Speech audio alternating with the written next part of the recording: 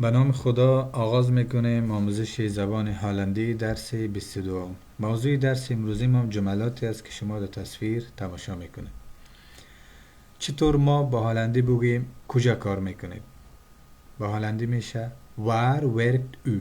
Waar werkt u؟ به این معنی وار میشه کجا، werkt هم کار، یون میشه شما کجا کار میکنید. من در یک پارک کار میکنم. Ik werk in een park. In een park. Ik werk in een park. من در یک پارک کار میکنم.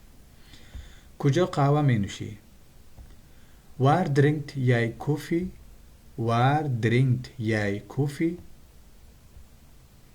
من در یک رستوران قهوه می نوشم. Ik drink koffie in een restaurant. Restaurant. Ik drink koffie in een restaurant. چی وقت کار میکنه؟ چی وقت میشه وانیر.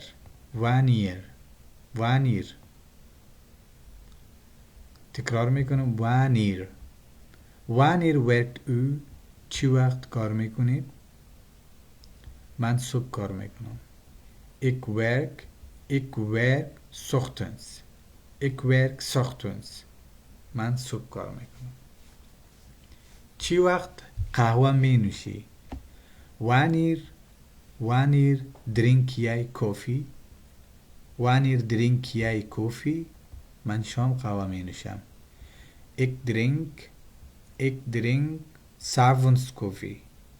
Ik drink 's avonds koffie. من شام قهوه می نوشم.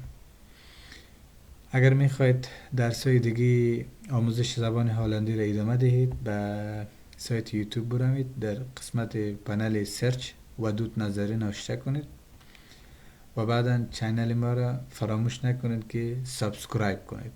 خدایا رو نگهدارتان.